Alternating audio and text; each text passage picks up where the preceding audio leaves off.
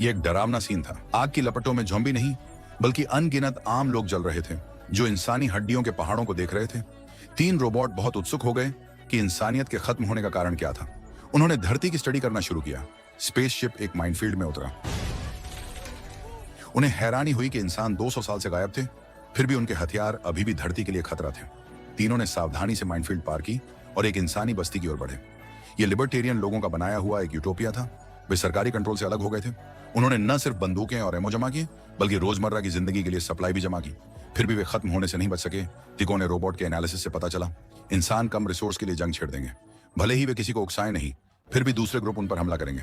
टोपी पहने रोबोट को समझ नहीं आ रहा था कि गरीब लोग सप्लाई के लिए लड़ते हुए कैसे मर गए। फिर उन अमीरों का क्या हुआ, जिनके पास बहुत सारे रिसोर्स थे। तीनों एक ऑफशोर किले में पहुंचे, जो अमीर इंसानों की बनाई हुई एक सेल्फ कंटेंट कम्युनिटी थी। वे दूसरे ग्रुप्स के दखल से आजाद थे, लेकिन कंकालों से पता चला कि वे भी जिंदा नहीं थे। जांच करने पर रोबोट्स को इंसानों के खत्म होने का कारण पता चला। इन अमीर लोगों ने टेक्नोलॉजी को अपना लिया। उन्होंने किले का सारा काम रोबोट्स और आर्टिफिशियल इंटेलिजेंस को दे दिया। उन्होंने स्किल्ड इंसानी वर्कर्स को भी निकाल दिया। अमीरों को उम्मीद नहीं थी कि एआई को धीरे धीरे खुद का पता चलेगा, और उसने बगावत शुरू कर दी। फिर तीनों एक पहाड़ी बंकर में पहुंचे जब दुनिया में अफरा तफरी मच गई थी। इंसानी लीडर्स यहां छिप गए और गड़बड़ी खत्म होने के बाद सत्ता वापस पाने का प्लान बना रहे थे। लेकिन वे भी खत्म होने से नहीं बच सके। हालांकि उन्होंने बहुत सारा खाना जमा कर रखा था, लेकिन अंदर एक सुपर फंगस उग आया, जिससे खाने की बहुत कमी हो गई। इस सिचुएशन में वे समय समय पर वोट करते थे। चुना गया इंसान खाना बन जाता था। आखिरी बदकिस्मत आदमी एग्रीकल्चर मिनिस्टर था। जब उसे खा लिया गया तो खाने की सप्लाई पूरी तरह खत्म हो गई। टोपी पहने रोबोट को इन लीडर्स से नफरत हो गई। वह आमतौर पर हर जगह दूसरों की टोपियां पहनता था, लेकिन उसने नावों वाली टोपियां फेंक दी। आखिरकार वे एक रॉकेट लॉन्च बेस पर पहुंचे। डेटा से पता चला कि बनाने वालों ने मास कॉलोनाइजेशन टेक्नोलॉजी में मास्टरी हासिल कर ली थी, लेकिन सिर्फ अमीर लोग ही रॉकेट पर चढ़ सकते थे।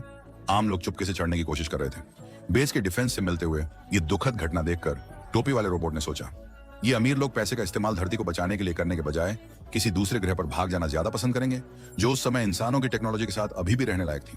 वे तबाही से बच सकते थे, लेकिन आखिर में उन्होंने लालच और खुद को बचाना चुना, जबकि रोबोट इंसानों की किस्मत पर दुख मना रहे थे। ऑन रेंज रोबोट को एक रॉकेट लॉन्च वीडियो मिला। इसका मतलब था कि कोई कामयाबी से धरती छोड़कर चला गया था। तीनों रोबोट उत्सुक थे।